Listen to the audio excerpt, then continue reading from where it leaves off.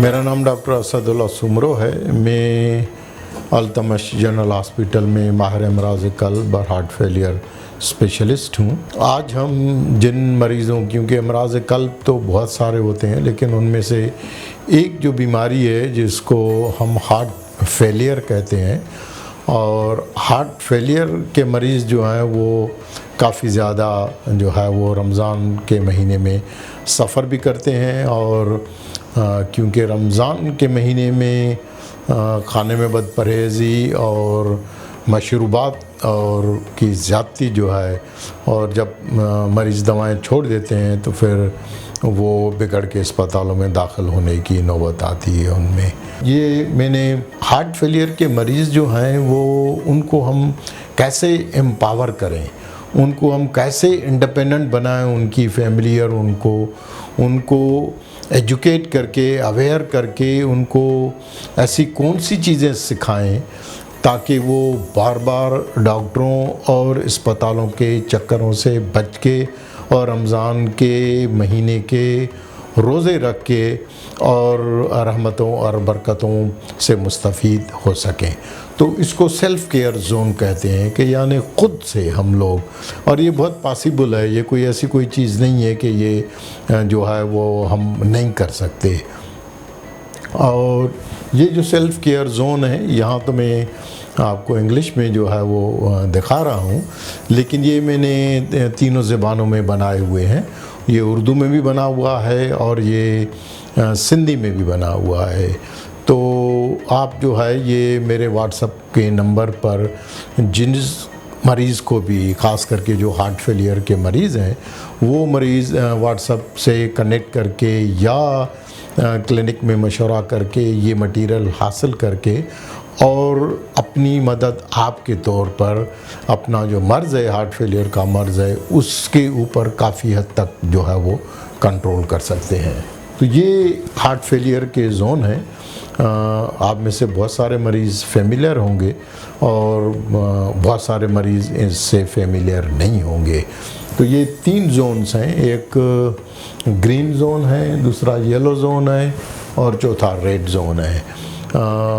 कुछ लोगों ने, मैंने भी चार जोन जो है वो कुछ चार्ट्स में बनाए हैं, लेकिन कोई ख़ास फ़र्क नहीं है। अगर आप ये 3 जोन्स को याद रखें तो आई एम श्योर कि आपकी ज़िंदगी और आपकी बीमारी, इस बीमारी के साथ ना सिर्फ रमज़ान, लेकिन रमज़ान के बाद भी आप इन पॉइंट्स पर अमल करके, सीख के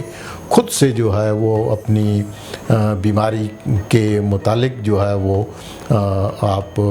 अस्पतालों के चक्करों और बार बार अस्पतालों में दाखिले और उनके खर्चों से अपने आप को बचा सकते हैं। तो ये जो ग्रीन जोन है,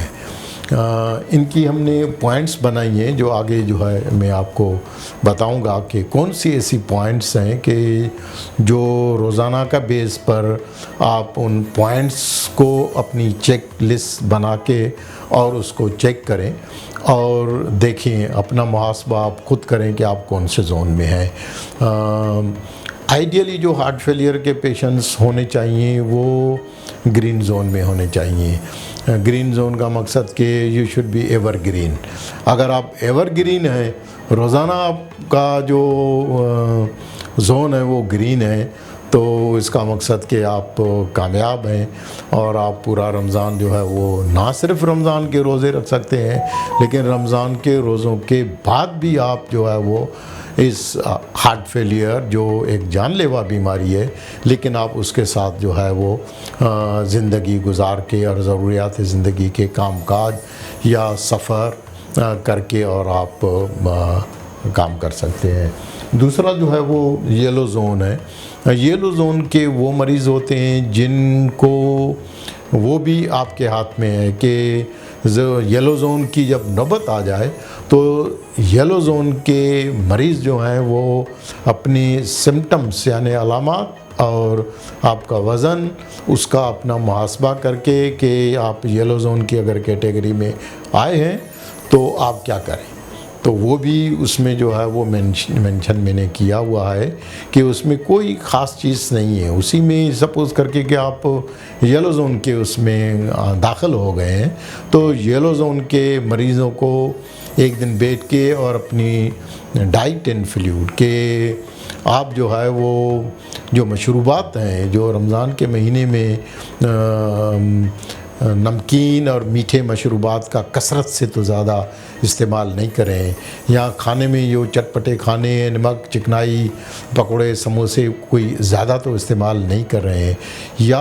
दवाओं में तो आपकी कोताही नहीं हुई है, कोई दवाएं आपने बंद तो नहीं की हैं, दवाएं बदल तो नहीं दी हैं, या कभी कभार ऐसा होता है कि उनको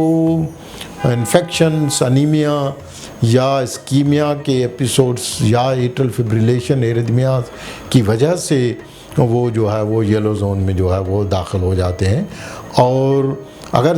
येलो जोन में उन्होंने एक्शन नहीं लिया, एक्शन का मकसद ये है कि ये सारी चीज़ें आप चेक करें और उनको करेक्ट करें। और पेशाब आवर गोली, अगर आपका वज़न बढ़ गया है तो पेशाब आवर गोलियों का इस्तेमाल बढ़ा के, अगर आप चाहें तो एक आध रोज़ा मिस करके और फिर वापस आप ग्रीन जोन में आके और उसके बाद जो है वो बाकी रोज़े जो है आप मुकम्मल करें।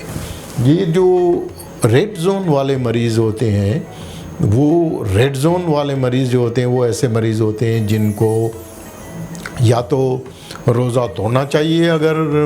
रोज़े की हालत में है, या फिर रेड जोन के मरीज़ों को फौरी तौर पर एम्बुलेंस बुला के और हॉस्पिटल जाना चाहिए। ऐसे मरीज़ों को इफ्तारी का इंतज़ार नहीं करना चाहिए कि इफ्तारी के बाद अगर कोई घर में आएगा, ख़ास करके जो हमारी ख़वातीन हैं, और वो इफ्तारी में इतना ज़्यादा मसरूफ़ हो जाती हैं कि अपनी बीमारी को निगलेक्ट कर लेती हैं और अस्पताल जाने से जो है वो घबराती हैं, और अस्पताल तो फिर ये रेड जोन की नौबत ऐसी आ जाती है कि फिर सांस की नौबत इतनी ज़्यादा बढ़ जाती है कि फिर रात को अचानक जो है वो कुछ मरीज़ बेहोश हो जाते हैं, कुछ मरीज़ों के फेफड़ों में इतना ज़्यादा पानी आ जाता है कि उनको फिर इमरजेंसी में उठा के और अस्पताल की तरफ जाना पड़ता है, और ऐसे मरीज़ों में कभी कभार मॉर्टेलिटी बढ़ जाती है। तो लिहाजा उनको चाहिए कि अपने जोन को आइडेंटिफाई करें और आइडेंटिफाई करके और उसके लिहाज से अपनी बीमारी को मैनेज करें कि आप को अगर 10वें रोज़े में, 12वें रोज़े में, 15वें रोज़े में आपको ये इस किस्म के बिगड़ने या आपका जो हार्ट फेलियर वो ऑलरेडी बिगड़ चुका है, आप रेड जोन में हो चुके हैं, तो फिर आप रोज़े जो है वो ना रखें, और जब आप ग्रीन जोन में आएँ तो उसके बाद फिर आप जो रोज़े आपसे मिस हो गए हैं वो बाद में जो है वो रोज़े आप रख सकते हैं। तो लिहाजा ये ग्रीन, येलो और जो रेड जोन्स हैं ये आपकी आसानी के लिए कलर कोडिंग करके मैंने बनाए हैं, और इनको आप पढ़ के, और ये कोई कॉम्प्लिकेटेड काम नहीं है, ना इसमें कोई एडिशनल आपका कोई ज़्यादा ख़र्चा इसमें आएगा, और सिर्फ़ ये है कि इसको तरतीब दे के और अपनी चीज़ों का, जैसे जो मशरूबात इस्तेमाल कर रहे हैं तो वो उन मशरूबात की जगह जो है आप सादा पानी इस्तेमाल करें, और पानी को मेयर करें। पानी को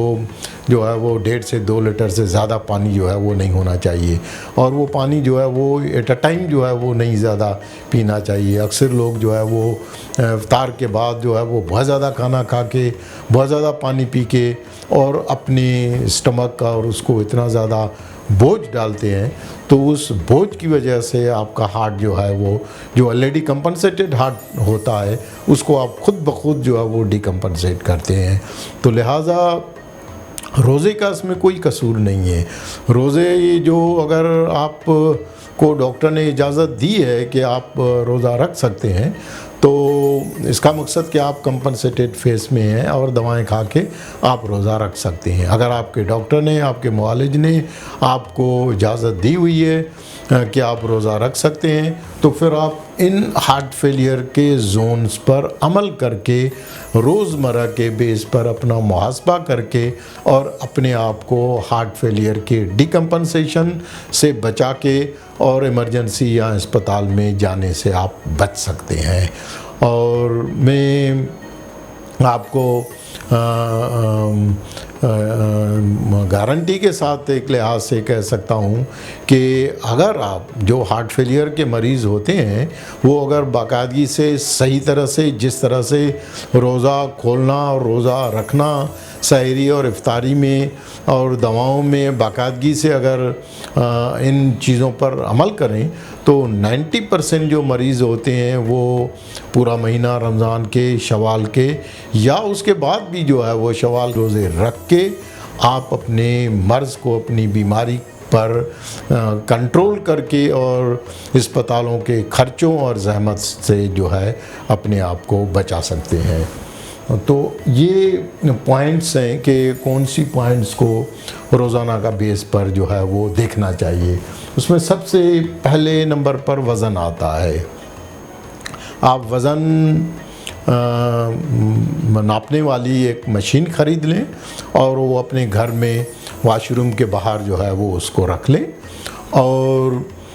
उससे आप रोज़ाना वज़न का, वेट का एक चार्ट बनाएं। और हार्ट फेलियर के जो भी मरीज़ होते हैं, जब उनको सांस नहीं होता और उनको वो दवाएं खा के और बाकायदगी से हलचल कर सकते हैं और उनको पाँव पर सूजन नहीं होती, तो वो जो वज़न होता है यानी उसको हम ड्राई वेट कहते हैं, यानी रमज़ान के रोज़े रखने से पहले या वो मरीज़ जो अस्पताल में एक्यूट डिकम्पनसेटेड हार्ट फेलियर के साथ दाखिल होते हैं, तो वो दाखिल होने से डिस्चार्ज होने के बाद जो है उनका एक ड्राई वेट जो है वो कैलकुलेट किया जाता है। ड्राई वेट उसको आप हमेशा के लिए याद रख लें और नोट कर लें कि आपका ड्राई वेट वो कितना है। वो हर मरीज़ का जो ड्राई वेट होता है वो मुख्तलिफ होता है। तो ड्राई वेट का मकसद ये है कि आपका वज़न जो है वो ये फ़िक्स है और इस वज़न में, क्योंकि जो हार्ट फेलियर के मरीज़ों में अचानक वज़न बढ़ता है वो चर्बी से नहीं बढ़ता, वो जिस्म में पानी जमा होने से वज़न बढ़ता है। तो लिहाजा ये जो वज़न है वो बढ़ता भी जल्दी से है और कम भी जल्दी से हो जाता है वो, और उस पर आप जो है वो कंट्रोल कर सकते हैं। तो लिहाजा वज़न करने वाली मशीन रख लें और अपना ड्राई वेट जो है वो नोट कर लें। और रोज़ाना सुबह को वॉशरूम से फ़ारिग होने के बाद और नाश्ते से पहले, यानी अगर सहरी में आप रोज़ा रख रहे हैं तो वॉशरूम से फ़ारिग होने के बाद और सहरी से पहले वज़न की मशीन आपकी पड़ी हुई हो वहाँ वॉशरूम के बाहर, और उन्हीं कपड़ों के साथ जो है वो आप वज़न करें जिससे आप रोज़ाना वज़न करते हैं। तो नाइट सूट है या जो शलवार कमीज़ आपने पहनी हुई है, उन्हीं कपड़ों के साथ आप वज़न नोट करें और अपना एक वज़न इनटेक, आउटपुट और वेट चार्ट बना लें। तो जो वज़न करने वाला चार्ट होता है तो आप रोज़ाना उससे वज़न नोट करके, सपोज़ करके कि आपका वज़न जो है वो ड्राई वेट जो है वो 70 kg है, तो आपका वज़न जो है वो रोज़ाना 70 kg होना चाहिए। अगर 70 kg आपका वज़न है तो इसका मकसद कि आप ड्राई वेट को मेंटेन कर रहे हैं। इसका मकसद कि आप रोज़ा रख के भी जो कुछ आप खा पी रहे हैं वो आपके लिए जो है वो सही है। अगर उसमें कोई आपको शक या डाउट हो तो उसको आप चेक करें। अगर आपने पानी की मिकदार ज़्यादा पी है तो उसको चेक करें, और अगर कोई डाउट हो, कोई हो, तो अपने नॉलेज डॉक्टर से मशवरा करें या हमसे रब्ता करके आप पूछ सकते हैं। तो जो वज़न है ये रोज़मर्रा के तौर पर रोज़ाना वज़न ये आसान है, ये सस्ता है, आपको कहीं अस्पताल, कहीं किसी जगह जाने की आपको ज़रूरत नहीं है। और ये वज़न हार्ट फेलियर के मरीज़ों में रोज़ाना के बेस पर चेक करना जो है ये एक इंतहाई मुफीद और कम खर्चा, इसमें कोई खर्चा, कोई ऐसी चीज़ नहीं है। तो आपको वज़न अपना याद रखना चाहिए और रोज़ाना का बेस पर जो है वो वज़न, अगर आपका वज़न एक दिन में 1 kg बढ़ रहा है या अगर एक हफ्ते के अंदर 5 किलो आपका वज़न जो है वो बढ़ गया है, तो इसका मकसद ये है कि आपने खाने में बदपरहेज़ी की है, आपने पानी और मशरूबात का इस्तेमाल ज़्यादा किया है, आपने खाने में नमकियात और चीज़ों का ज़्यादा इस्तेमाल किया है, या इसके अलावा और कोई प्रेसिपिटेटिंग डिकम्पनसेटिंग फैक्टर्स हैं जिनकी ऊपर जो है आपको नज़र रखनी चाहिए, कहीं आपने दवाएं बंद तो नहीं की हैं, दवाएं कम तो नहीं की हैं, पेशाब आवर गोलियों को बंद तो नहीं किया है। तो उन चीज़ों को वजह से जो है आपका वज़न जो है वो एक हफ्ते के अंदर अगर 5 किलो आपका वज़न बढ़ गया है या एक दिन में 1 किलो आपका वज़न बढ़ गया है, तो इसका मकसद ये है कि अब आप ग्रीन जोन में नहीं हैं, अब आप ग्रीन जोन से येलो जोन की तरफ जा रहे हैं और आप अपना फौरी तौर पर मुहासबा करें ताकि आप अस्पताल में या रेड जोन में जाने से बच जाएं। दूसरे नंबर पर होता है कि अगर मरीज़ों को अलामात जो है वो हार्ट फेलियर की जो अलामात हैं, सांस की जो अलामात है, उनको रोज़ाना के बेस पर अगर आप रमज़ान के रोज़े रख के और आप अपनी मस्जिद तक नमाज़ पढ़ने के लिए जा सकते हैं, या अगर घर में आप नमाज़ पढ़ रहे हैं और नमाज आप आसानी से पढ़ सकते हैं, आपको सजदा रुकू करने में सांस की शिकायत नहीं है, या रात को आप सीधा जो है वो लेट सकते हैं और आपको एक से ज़्यादा तकिया रखने की ज़रूरत नहीं पड़ती है, कोई खांसी नहीं होती, तो इसका मकसद ये है कि आप ग्रीन जोन में हैं। और अगर आपको सांस की तकलीफ़ बढ़ गई है, आप रात को सो नहीं सकते, आपको खांसी हो रही है, तो इसका मकसद ये है कि आपके जिस्म में पानी जमा होना शुरू हो गया है, आप येलो जोन की तरफ जा रहे हैं या जा चुके हैं। इसका मकसद ये है कि आप हार्ट फेलियर के बिगड़ने वाले जोन की तरफ जो है वो जा रहे हैं। तो लिहाजा आप फौरी तौर पर अपना मुहासबा करके चीज़ों को चेक करें कि कहाँ आपसे गलती हुई है और अपने आप को बचाएं ताकि आप रेड जोन में जाके और फिर अस्पताल में जाने की नौबत ना आए। तीसरे नंबर पर जो है वो अपने पाँव की सूजन को आप चेक कर लिया करें। हम अक्सर अपने जो मरीज़ होते हैं उनको अस्पताल से डिस्चार्ज करने से पहले उनको सिखाते हैं कि कहाँ पर जो है ये पाँव के ऊपर जो है ये मेलुला होता है और यहाँ पर जो है आप अपने खुद से जो है वो उसको प्रेशर दे के अंगूठे के साथ और चेक कर सकते हैं कि आपको पाँव पर सूजन तो नहीं आ गई है। नॉर्मली जो ग्रीन जोन वाले पेशेंट्स होते हैं उनमें ये सूजन नहीं होती है, और जिनको सूजन हो जाती है तो आपको इस तरह से प्रेशर देने से थोड़ी देर के लिए प्रेस करेंगे तो वहाँ पर गड़ा बन जाएगा। तो गड़ा बनने का मकसद ये है कि आपको सूजन हो गई है, और इसका मकसद ये है कि आपकी बॉडी में अगर वज़न भी बढ़ गया है, सूजन भी हो गई है, सांस और खांसी भी आपको शुरू हो गई है, तो इसका मकसद ये है कि आप येलो जोन की तरफ जा रहे हैं। तो ये जो 5 पॉइंट्स हैं ये येलो जोन के लिए हैं, और ग्रीन जोन जो है वो ग्रीन जोन में ये सारी चीज़ें नेगेटिव होनी चाहिए, यानी आपका स्कोर जो है वो 0 होना चाहिए, आपका वज़न भी जो है वो ठीक होना चाहिए, ड्राई वेट होना चाहिए, आपको सांस भी नहीं होना चाहिए, आपको जो पाँव की सूजन है वो भी नहीं होना चाहिए। फिर आप चेक करें कि जो आपकी दवाएं हैं वो दवाएं आप बाकायदगी से खा रहे हैं कि नहीं, उनको चेक करें कि हाँ आप दवाएं खाना भूल तो नहीं गए हैं, तो दवाओं को चेक करें। अगर आपने दवाएं नहीं खाई हैं तो फिर अपनी दवाओं को वापस जो है वो उसी तरह से शुरू करें, या दवाएं खाना भूल गए तो उन दवाओं को जो है आप शुरू करें। उसके अलावा जो सांस की तकलीफ़ है या थकावट है, जो रोज़े रखने से पहले आप चलते फिरते थे, आपको कोई थकावट और कोई चीज़ नहीं होती थी, लेकिन अब आप ऐसा महसूस कर रहे हैं कि आप थक जाते हैं। आप जिस मस्जिद में नमाज या तराविया के लिए जाते थे और 10वें रोज़े तक तो आप आराम से चल के और तराविया वगैरह पढ़ लेते थे, लेकिन अब आप महसूस कर रहे हैं कि आपका वज़न भी बढ़ रहा है और आपको थकावट भी हो रही है, आपके पाँव पर सूजन भी आ रही है, सांस भी आपका जो है वो फूलने लगा है, थोड़ी सी हलचल करने से आपका सांस फूल जाता है। तो इसका मकसद ये है कि आप येलो जोन में हैं और आप फौरी तौर पर अपनी चीज़ों को नोट करें कि कौन सी गलती आपसे हुई है, या कौन से ऐसे डिकम्पनसेटिंग फैक्टर्स, इन्फेक्शन, अनीमिया, वो चीज़ें जो हैं वो आपसे नज़र आ रही हैं, या आप तो अपने मुआलिज से डॉक्टर को फ़ोन करके उन्हें बताएं और उनसे पूछें, उनसे रहनुमाई हासिल करें, या फिर अब आप खुद से मुतमईन हैं तो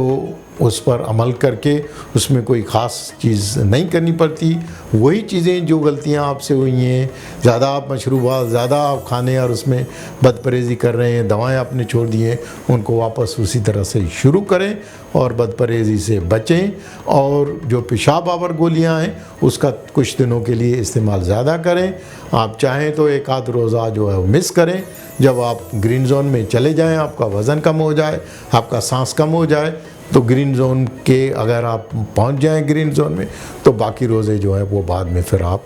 रख के और वो करें। आखिर में जो है ये रेड जोन का मकसद ये है कि ये एक इमरजेंसी सिचुएशन है। और उस इमरजेंसी सिचुएशन में ये है कि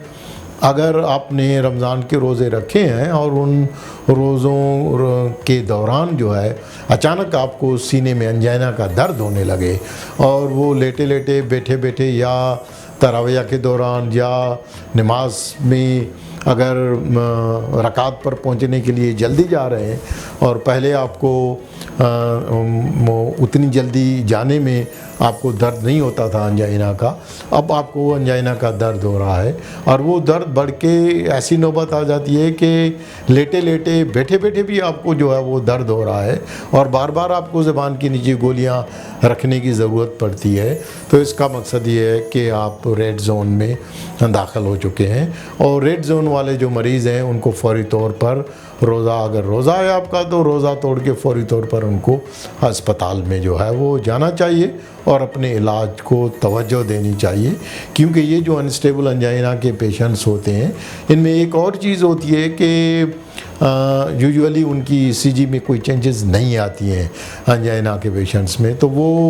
जब डॉक्टरों के पास जाते हैं वो ईसीजी करते हैं तो वो कहते हैं कि ईसीजी आपकी नॉर्मल है, तो उनको घर भेज देते हैं। तो वो फिर उनमें हार्ट अटैक होने का अंदेशा होता है। तो लिहाजा ईसीजी का नॉर्मल होना ये नहीं है कि आपको ये जो अंजाइना का दर्द हो रहा है ये दर्द जो है वो हार्ट की वजह से नहीं, ये आपको खाने की बदपरहेज़ी या उसकी वजह से जो है वो हो रहा है। तो ये एक सीरियस सिचुएशन है। इसके अलावा जो है दूसरे नंबर पर जो रेड जोन के मरीज़ होते हैं उसमें चक्कर आना, बेहोशी के दौरे पड़ना, ब्लड प्रेशर मरीज़ों का कम हो जाता है। क्योंकि रमज़ान के रोज़ों में हार्ट फेलियर के मरीज़ जो है वो बहुत सारी दवाएं लेते हैं और उन दवाओं की वजह से और पानी की कमी की वजह से उनमें डिहाइड्रेशन का जो है वो उस डिहाइड्रेशन की वजह से या फिर तरावियाँ अगर खड़े हो रहे हैं तो खड़े होने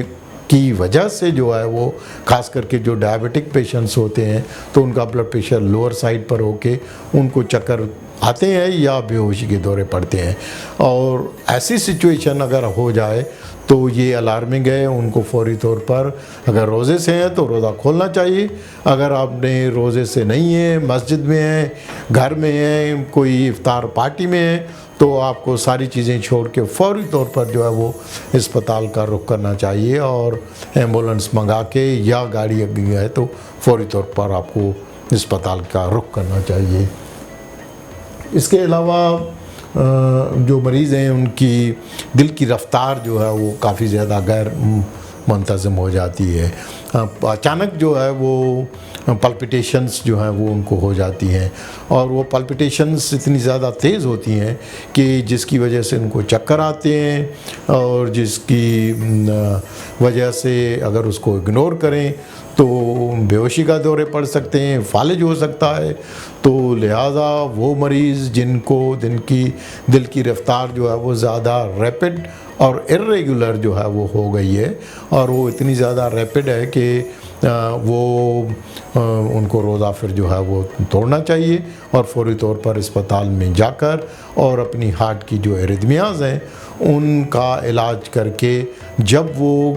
दिल की रफ़्तार जो है वो सही हो जाए तो उसके बाद फिर वो अपना चेक करें कि अब वो कौन से जोन में है। तो अगर आप ग्रीन जोन में हैं तो फिर उसके बाद जो है आप रोज़े जो है वो रखना शुरू करें। इसके अलावा जो है वो अगर आपको कोई इन्फेक्शन वगैरह हो जाता है, बुखार हो रहा है, ख़ास करके जो डायबिटिक पेशेंट्स हैं उनमें इन्फेक्शन, वायरल फ्लू वगैरह ये भी जो है वो काफ़ी ज़्यादा उसकी वजह से हार्ट फेलियर के बिगड़ने के इम्कानात जो है वो बढ़ जाते हैं। तो कोई भी ऐसा इन्फेक्शन हो जिसकी वजह से बुखार हो आपको, तो ऐसी बुखार की हालत में, तेज़ बुखार की हालत में आप अपना रोज़ा जो है वो तोड़ दें, या अगर आपने रोज़ा खोला हुआ है तो आपको फौरी तौर पर जो है वो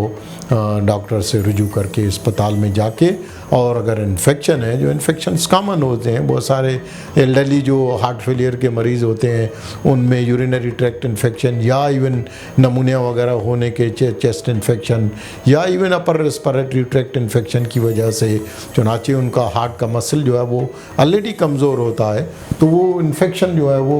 बर्दाश्त नहीं कर सकते हैं। या आखिर में जो है वो मरीज़ जिनको दिल में बैटरी लगी हुई है, उनको पेसमेकर लगा हुआ है, उनको आईसीडी लगा हुआ है, सीआरटीडी लगा हुआ है, और ऐसे मरीज़ों में अगर जो इनअप्रोप्रिएट शॉक वगैरह जो है वो बार बार उनका डिवाइस जो है उनको शॉक दे रहा है, और या उनको उस डिवाइस के साथ साथ मुसलसल बुखार रहने लगा है, तो ऐसे मरीज़ों का भी हार्ट फेलियर जो है वो बिगड़ने के इम्कानात बढ़ जाते हैं। तो लिहाजा ये जो डिवाइस लगे हुए या डिवाइस लगने के साथ साथ जिनको पेसमेकर लगा हुआ है और उनको चक्कर आ रहे हैं, बेहोशी के दौरे पड़ रहे हैं, इसका मकसद ये है कि उनका पेसमेकर जो है उसकी बैटरी कमज़ोर होकर वो काम करना छोड़ दिया है उसने। तो ऐसे मरीज़ों को भी रोज़ा तोड़ के और फौरी तौर पर जो है वो अस्पताल में जाना चाहिए। तो ये जो हार्ट फेलियर के जोन्स हैं, इन जोन्स को ना सिर्फ आपको रमज़ान के महीने में आपको रमज़ान का पूरा महीना जो है वो रोज़े रख के और आप रमज़ान की रहमतों और बरकतों से मुस्तफ़ीद हो सकते हैं, बल्कि उसके बाद भी, क्योंकि रमज़ान का जो महीना है ये एक यादाश्त है, ये एक अल्लाह सुब्हानहू व तआला की तरफ से हमारे ऊपर एहसान है। और रमज़ान के रोज़े अगर आप सही तरह से रोज़े रख रहे हैं या उसके बाद भी आप रोज़े रख रहे हैं और सही तरह से रोज़े रख के अपनी जो ग़िज़ाएँ हैं और दवाएं हैं और खाने में अगर बदपरहेज़ी नहीं कर रहे हैं, तो रोज़े का नॉर्मल मरीज़ों या दिल के मरीज़ों में उसके कोई ऐसे मनफी असरात नहीं हैं। तो लिहाजा आप इन जोन्स पर, इन पॉइंट्स पर अमल करके रमज़ान के महीने के रोज़े या उसके बाद नफली रोज़े रख के आप अपनी बीमारी को, हार्ट फेलियर के मर्ज़ को कंट्रोल करके और बार बार डॉक्टरों और अस्पतालों के चक्करों और ख़र्चों से अपने आप को बचा सकते हैं। मैं यहाँ अल्तमश जनरल हॉस्पिटल में सुबह और शाम हार्ट फेलियर की क्लिनिक करता हूँ। अगर आपको हार्ट फेलियर के आप मरीज़ हैं और अगर उसमें किसी किस्म के मशवरा लेने की ज़रूरत हो तो आप मेरे व्हाट्सएप पर कांटेक्ट करके और आप मुफ्त में ये इस किस्म के हार्ट फेलियर के जोन्स